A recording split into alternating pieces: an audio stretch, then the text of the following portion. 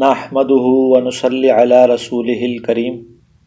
محترم دوستو، فضائل رمضان المبارک کے سلسلے میں جو ہماری تعلیم چل رہی ہے، آج اس کا 17واں حصہ پیش خدمت ہے۔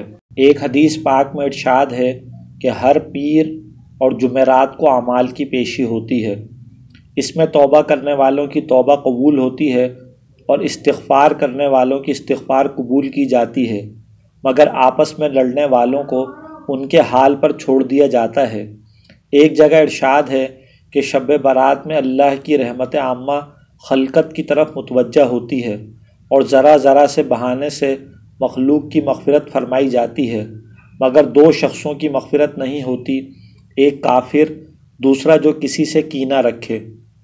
ایک جگہ ارشاد ہے 3 شخص ہیں جن کی نماز قبولیت کے لیے ان کے سر سے ایک بالش بھی اوپر نہیں جاتی، جن میں آپس کے لڑنے والے بھی فرمائے ہیں۔ یہ جگہ ان روایات کے احاطے کی نہیں، مگر چند روایات اس لیے لکھ دی ہیں کہ ہم لوگوں میں عوام کا ذکر نہیں، خواص میں اور ان لوگوں میں جو شرفا کہلاتے ہیں، دیندار سمجھے جاتے ہیں، ان کی مجالس، ان کے مجامع، ان کی تقریبات اس کمینہ حرکت سے لبریز ہیں۔ لیکن ان سب کے بعد یہ معلوم ہونا ضروری ہے کہ یہ سب دنیاوی دشمنی اور عداوت پر ہے۔ اگر کسی شخص کے فسق کی وجہ سے یا کسی دینی امر کی حمایت کی وجہ سے ترک تعلق کرے تو جائز ہے۔ حضرت ابن عمر رضی اللہ عنہ نے ایک مرتبہ حضور صلی اللہ علیہ وسلم کا ارشاد نقل فرمایا تو ان کے بیٹے نے اس پر ایسا لفظ کہہ دیا جو صورتاً حدیث پر اعتراض تھا۔ حضرت ابن عمر رضی اللہ عنہ مرنے تک ان سے نہیں بولے۔ اور بھی اس قسم کے واقعات صحابہ کرام رضوان اللہ عنہم کے ثابت ہیں، لیکن اللہ تعالی شانہ دانا و بینا ہیں، قلوب کے حال کو اچھی طرح جاننے والے ہیں، اس سے خوب واقف ہیں کہ کون سا ترک تعلق دین کی خاطر ہے اور کون سا اپنی وجاہت اور کثر شان اور بڑائی کی وجہ سے ہے۔ ویسے تو ہر شخص اپنے کینے اور بغض کو دین کی طرف منسوب کر ہی سکتا ہے۔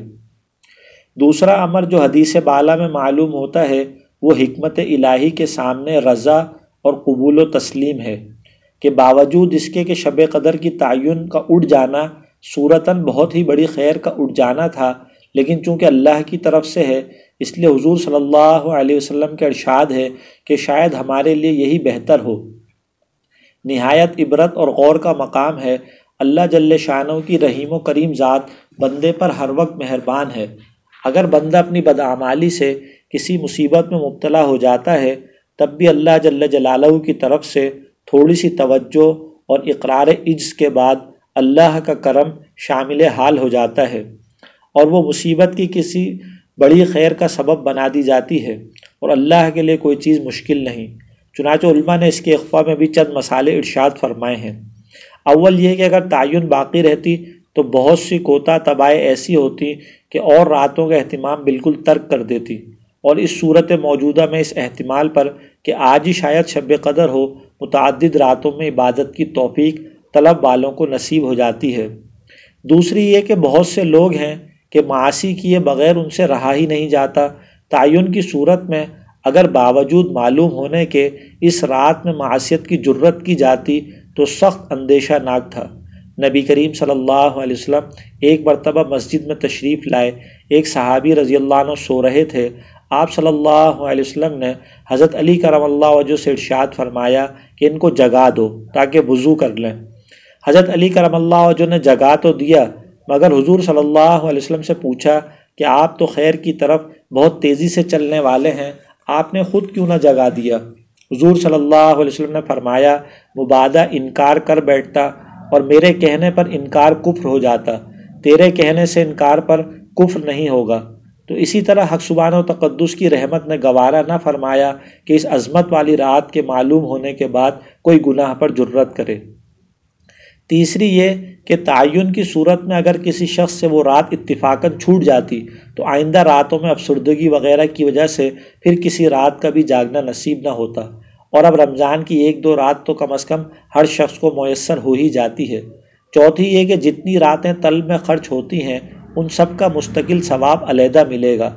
پانچویں یہ کہ رمضان کی عبادت میں حق تعالی شانہ ملائکہ پر تفاخر فرماتے ہیں، جیسا کہ پہلی روایت میں معلوم ہو چکا۔ اس صورت میں تفاخر کا زیادہ موقع ہے کہ بندے باوجود معلوم نہ ہونے کے محض احتمال اور خیال پر رات رات بھر جاگتے ہیں اور عبادت میں مشغول رہتے ہیں کہ جب احتمال پر اس قدر کوشش کر رہے ہیں، اگر بتلا دیا جاتا کہ یہی رات شب قدر ہے تو پھر ان کی کوششوں کا کیا حال ہوتا۔ ان کے علاوہ اور بھی مسائل ہو سکتی ہیں۔ ایسے امور کی وجہ سے عادت اللہ یہ جاری ہے کہ اس نوع کی اہم چیزوں کو مخفی فرما دیتے ہیں، چنانچہ اس میں اعظم کو مخفی فرما دیا۔ اسی طرح جمعے کے دن ایک وقت خاص مقبولیت دعا کا ہے، اس کو بھی مخفی فرما دیا۔ ایسے ہی اور بھی بہت سی چیزیں اس میں شامل ہیں۔ یہ بھی ممکن ہے کہ جھگڑے کی وجہ سے اس خاص رمضان المبارک میں تعین بھلا دی گئی ہو اور اس کے بعد دیگر مسائل مذکورہ کی وجہ سے ہمیشہ کے لیے تعین ہٹا دی گئی ہو۔ تیسری بات جو اس حدیث پاک میں وارد ہے وہ شب قدر کی تلاش کے لیے 3 راتیں ارشاد فرمائیں، 9ویں، 7ویں، 5ویں۔ دوسری روایت کے ملانے سے اتنا تو محقق ہے کہ یہ تینوں راتیں اخیر عشرے کی ہیں، لیکن اس کے بعد پھر چند احتمال ہیں کہ عشرہ اگر اول سے شمار کیا جائے تو حدیث کا محل 29، 27، 25 رات ہوتی ہے، اور اگر اخیر سے شمار کیا جائے جیسا کہ بعض الفاظ سے مترشح ہے تو پھر 29 کے چاند کی صورت میں 21، 23، 25 اور 30 کے چاند کی صورت میں 22، 24 اور 26 ہے۔ اس کے علاوہ بھی تعین میں روایت بہت مختلف ہیں اور اسی وجہ سے علماء کے درمیان میں اس کے بارے میں بہت کچھ اختلاف ہے، جیسا کہ پہلے ذکر ہوا کہ 50 کے قریب علماء کے اقوال ہیں۔